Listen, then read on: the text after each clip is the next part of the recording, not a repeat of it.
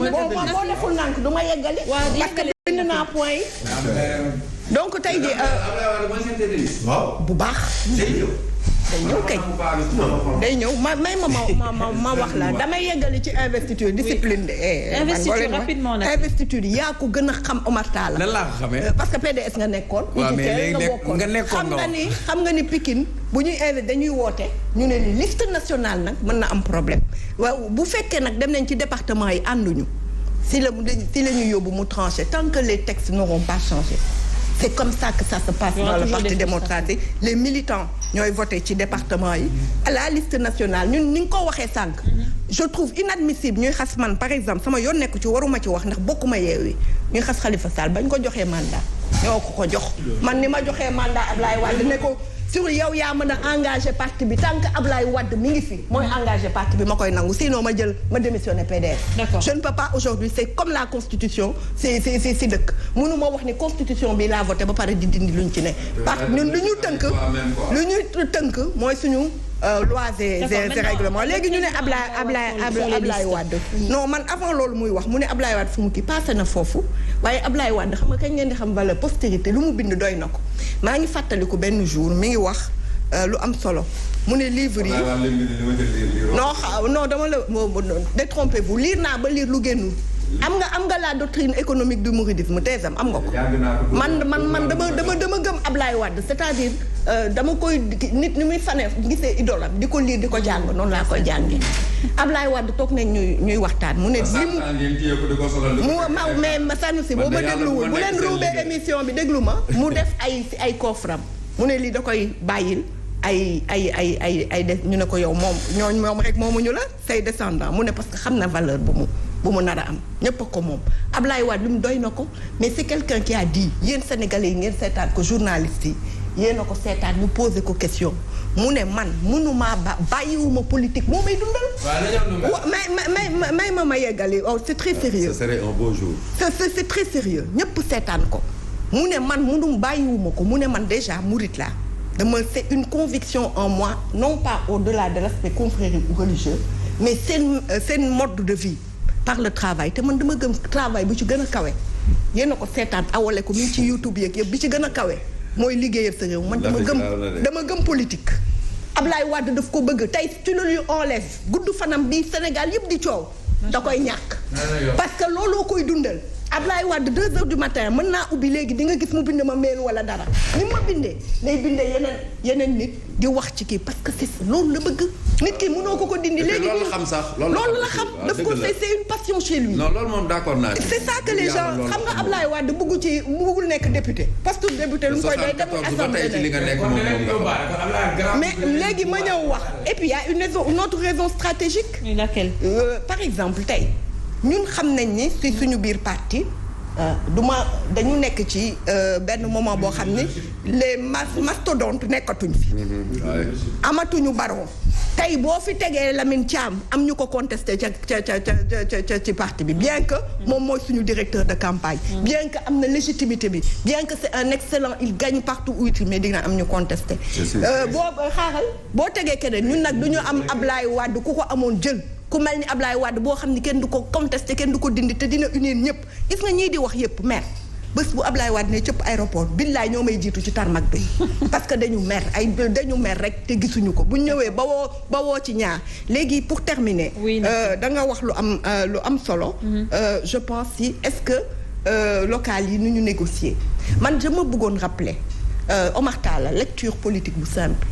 ñun bi ñuy dem ci local yi ñett lañu Abdoul Mbaye mu tudd Mamadou Lamine Diallo ak PDS mais ñoom nee nañ da ngeen leen trahi de envoyé na ma message léegi nee na la wàllu à trahi le CRD parce que da ngeen leen waxoon que da ngeen di investir Mamour Diallo ak Khadiba bu Guédiawaye ngeen rocci Khadiba investir Mamour Diallo mujj gi Abdou Mbaye mer bàyyee ko place am ñoom ñoo ko envoyé de. ñoom ñoo ko nee la wàllu frustration. waaw xam nga mën na ne mais damay wax ma yeggali mën na ne parce que ñëpp fu mu ne nii bi ñu defee alliance y a beaucoup de choses yoo xam ne qui ont c'est tout à fait possible. fépp la am parti yëpp.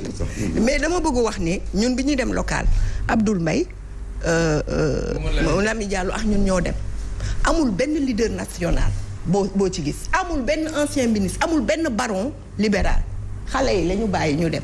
gisoo sax ni ñu daan defee communication affiche yi di sonal Sénégal jox leen spécimen affiche yi nga dégg discours Ablaye Wade fële nga dégg fële defuñu ko on est allé parce que yéen a toog ñu bëri dañu jaawale les objectifs nit ñi du ñun. les barreaux ont été écartés. du ñun mais Yewwi moo bëggoon xam nga du daa kii may ma yeggali sama logique après nga dindi ko. Il y a des législatives qui sont là qui ne représentent rien.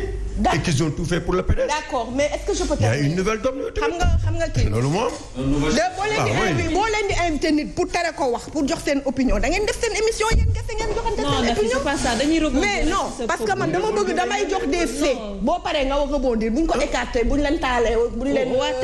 termine sa temps de parole jeex na sax. je donne des faits. loo ko mën a expliquer tant d'autres noo leen mën a expliquer. d'accord nga bàyyi nga expliquer il faut ñu wax la tamit relancer nga wax ñun tamit. Le cas de Bara Gaye est là, le cas de Tafsir et tant d'autres qui étaient sur les plateaux de télé, qui défendaient Karim Wade, qui défendaient tout le PDS tout le temps, d'accord. Qui défendaient sa gestion. Aujourd'hui, ils sont tous écartés. Mani, local yi, ñun on est allé à 3. Il y avait aucun baron. Gisoo benn leader national bu ñëw jàppale suñu liste. Parce que nit ñi dañu jugé ci waxu peut-être Yewwi bu ne référendum la contre Macky. Ñun ça n'a jamais été nos objectifs. Ñun suñu en interne xam nañ lu ñu doon uti. Élection c'est la première élection gisoo ci Ablaye Wade gisoo ci benn leader national ñu dem am fii laa dégg ay nit ñu doon ruube ne du ñu am 200 000 voix gëm sa bopp moo ñu koy sax ñuy raw dégg naa ko fii de ñu am 440 000 voix sans effort les doigts dans le nez. ci ce micro ci ce micro. non ci dégg naa ko ci waaw. ñu am 440 000 voix. On était trois formations à la veille donc gis-gis dem na docteur Malick Niane et cetera et cetera. D'accord ñu dem tey jii pourtant yow yaa ko wax 36 leaders ñoo fa nekk 36 formations politiques ñu wax ni ndax Bara Gaye a eu raison de partir moi sur le principe yow xam nga ni Bara c'est mon frère xam nga ni sama xarit la PDS bu ma fa amee xarit c'est Bara Gaye mais man sur le principe su ma xasee ba bokk dara nangu woon démb Ablaye Wade di décider quand il avait la signature man bu may teg lu ma metti yow xam nga ni teg nañ ma lu ma nekk metti biir PDS fekkee nga ko mais dama ko muñ local yi nekkuma fenn fii laa doon ñëw di ko defaan di wër di ko defaan waaw wala déet parce que yëf bi gëm-gëm la yëf bi du poste yëf bi raw na loolu mais loolu sacerdoce boobu du ñëpp a ko am est-ce que jóge ñoon pour léegi ñëpp a ko am man du ma dugg ci détail individuel moom mu joxe na option man li ma xam tey bu ma toogoon di expliquer ñuy werante man damay dootuma nekk xëy na place bi ma Wade teg ci wetam xëy na Karim fi ma dootuma ko mérité ndax damay toog di nettali la xew ak la ñu def ak la kii du nekkuma fi pour weer kenn mais en tout état de cause tey jii nous tous nous savons yow xam nga ko ku nekk PDS xam na ko ni liste nationale commission d'investiture dañu amélioré avant xam nga lan lañ ci amoon Ablaye Wade day def liste nationale day def kiiwam sur les principes maanaam femme foog mu dugg jeunesse féminine foog mu dund foog mu am xale bu jigéen bu dugg assemblée daal di def ci base FNCL dugg infest yu après nag mu def liste peut-être que dinañ ko suggérer ay tour mu def ko yónnee ñu ko kenn du wax ba muy nekk ci nguur ndax boobu amoon na le stylo était là c'est pas parce que tey metti na que Ablaye Wade tout le monde sait que Ablaye Wade kenn du fi def nu mu tudd dañ koy suggérer mais ñëpp xam nañu kenn du fi génne liste te neexul Ablaye Wade sauf que ñiy wax ñëpp waxuñu Ablaye Wade parce que c'est normal mais je l'ai expliqué tout à l'heure xam nga tey jii nee naa ku xam nga tey nga attaqué man bu ma ñëwee tey jii demal kii wax na ko Sanoussi nee na dafa bu tuddee Ablaye Wade dañ koy saaga loolu du sax PDS c'est les Sénégalais xam nga tey nga génn di xas Ablaye Wade xam nga du yomb ndax nit ñi dañuy dal sa kaw le plus simple c'est de chercher un bouc émissaire. donc Karim mooy bouc émissaire c'est le bouc émissaire parce que tey jii man am na ñoo xamante ni gis nga man dama naan Karim da nga nekk trop homme d'état jox ma génne lii parfois je crépite parce que damay gis ñoo xamante ni. Pourquoi parler avec Karim politiquement pourquoi parce que c'est ñu choix la. Pas avec les autres qui sont là. Il y a d'autres secrétaires généraux. parce que ñoo ko tànn parce que ñoom ñoo ko tànn. alors ñoo dem def fii investiture woo caméra yi ne pas voter pour lui. gis nga il faut être conséquent. wax bu sew du ko changer il faut être conséquent. yaa woo Sénégal yaa woo décider de tout. non il y a une commission d'investiture. oui ça bu ñu ñëwee indi wax naa man dama sonn waay. vous l'avez dit waaye wàcce tuuti ma wàcceloo. répété da ngay dig et répété da ngeen bëgg ay teesante. mais non ce que je veux dire tey jii PDS ku xam Ablaye Wade yow ku ko xam côtoyer ko un tout petit peu da nga xam ne Ablaye Wade kenn yebbu ko PDS ba di def loo xam ni yëgu ko ma bëgg wax li nga doon wax sànq xeex ni sànnu man blanco nañ ma mais looloo tax xëy na peut-être muy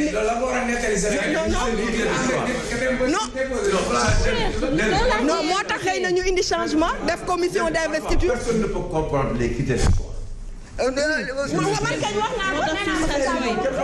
D'accord, merci à vous. Merci. Oui, sëñ Saliou.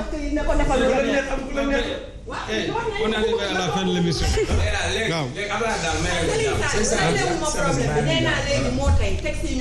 D'accord. Merci Nafi. Merci. On a toujours dit que c'est lui la constance. C'est la constance. benn constance moo fa muy Ablaye Wade. ma daal nee li may terminer mooy. oui. mooy sama candidat pour remplacer le président Abdoulaye. man li may terminer mooy. on est en élection. oui. su fekkente ne. dañu fi jàpp ne am na liste yoo xam ne respecté wuñu li loi bi wax nañ appliquer rigoureusement la loi. c'est-à-dire loolu il faut aussi nañu bàyyi di sélectionner ni yat bi day dal ci kaw kii day dal ci kaw parce que aussi jusqu'à aujourd'hui Chamar sànq dafa juñ le problème de la parité. Qui peut m'expliquer jusqu'à aujourd'hui la liste de Mbacké n'a pas été invalidée. Peut-être mu nekk une liste boo xam ne qui n'a pas du tout respecté la parité numéro 34 35 ñoom ñëpp ñu nekk ay jigéen ñu déposé ko. Jusqu'à aujourd'hui on nous a pas dit ba léegi tey la cour d'appel waxuñu lan moo tax liste boobu kenn pourtant maire bi ci la falu. Même association féminine yi may dégg fii ñuy passer tout leur temps di wax guddeeg bëccëg pourquoi elles n'ont pas fait de ça leur combat. Comment tu peux expliquer sur plus de 550 communes c'est-à-dire opposition bi rek la ñu ni sa liste bi nit ki amul lii. benn amul benn erreur. Benno Bokk Yaakaar du erreur du juum du tarxiis du def dara. ma ne nañu ou d'inspiration divine la sélection c'est-à-dire. la loi impersonnelle. waaw moom la loi est impersonnelle. mais est-ce que le mot là prêter le flanc dama ko mos a wax ma ne sooy bëree ku mel ni Balla Gaye est-ce que wala ko mooy bunt c'est-à-dire tu dois bële passer. yaa ngi jëlaale sa 30 secondes ah. mais Omar Talla mës nga wax loolu ma ne la mënuma d'accord ak yow xam nga lu tax on doit toujours protéger les plus faibles dans une république une démocratie on protège les plus faibles. mais on peut pas répondre des questions chères. li ma laaj dafa am solo. parce que c'est comme si on ne prend pas des erreurs. c'est-à-dire élection locale yi. moo tax ma ne la yaa ngi jël beaucoup de listes de l'opposition ont fait l'objet de rejet. pour man tu dois être très rigoureux.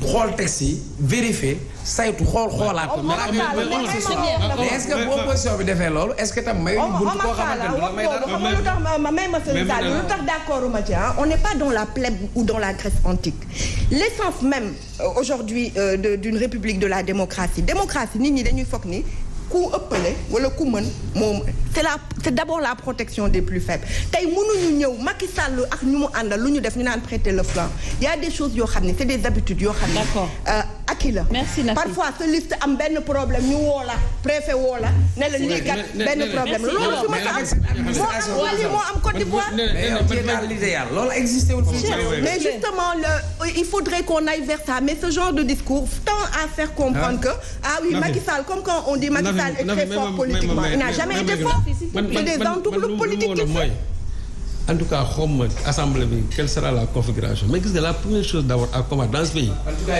mooy ce code électoral là qui assassine la démocratie dans ce pays les partis politiques ce code là assassine la démocratie parce que xam lu tax man mënuma d'accord aujourd'hui ñu ne nit par exemple te loolu de tout temps wax naa ko sa gi nga sa cette parité là dafa indi ay problèmes dans ce pays bañ ko fi instauré ba léegi c'est-à-dire gisuma lenn loo xam ne en termes de démocratique indi na ko en valeur ajoutée gisuma ko fi non j'ai pas vu parce que mënuma d'accord tey non c'est-à-dire mënuma d'accord tey problème parité ñu ne dañuy rejeter ay liste loolu ci boppam loolu xel mënul nangu ce code là assassine la démocratie il faut le changer. merci il faut le voir. D'accord. électoral. Il faut le revoir. Il faut qu'on parvienne à régler. Non yow moom amoo 30 secondes professeur moo am 30 secondes ak Omar. waaw d'accord. Il faut qu'on gère définitivement et ça c'est les acteurs qui doivent régler ça. Oui. Pour régler définitivement le problème du code électoral. Vraiment. Xam nga aujourd'hui on a verrouillé le mandat du président de la République. Nul ne peut dépasser 2 mandats de 5 ans, n'est-ce pas? Ouais, mais d'accord, mais au moins, ça, il faut qu'on parvienne à régler ça définitivement. Très bien. Nous devons régler ça définitivement. Baye Ablaye Wade aussi mon nopalok. Parce que c'est patrimoine là. Ouais, mais Baye len ko mon nopalok. Ce bougul là, professeur. Aujourd'hui, au-delà de Wade, même au-delà de Wade, aujourd'hui le PDS ak machine non loolu loolu merci Nafi professeur 30 secondes. ba tey heureusement ko am ko Ablaye Wade ku ko amoon jeex na merci Nafi merci à vous. mayoo ma wax de. yow yaa wax télévision bi yëpp. vraiment. mais xam nga nee na man 30 secondes yi. xam nga lu ma bëgg a wax rek mooy lii non s'il vous plaît rek xam nga man lu ma bëggoon wax. c'est-à-dire que aussi mooy.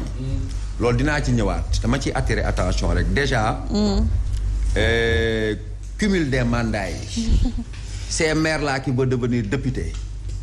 loolu aussi il faut que ñu wax ci parce que système bi la. loolu dama koy junj rek dinaa ci wax. très bien parce que ñiy wax ne contre le système.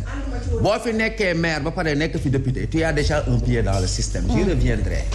beneen bi mooy gis nga parité bii du ay affaire de Ablaye Wade ñëpp d'accord que ni ne amul sens. xam nga lu tax amul sens.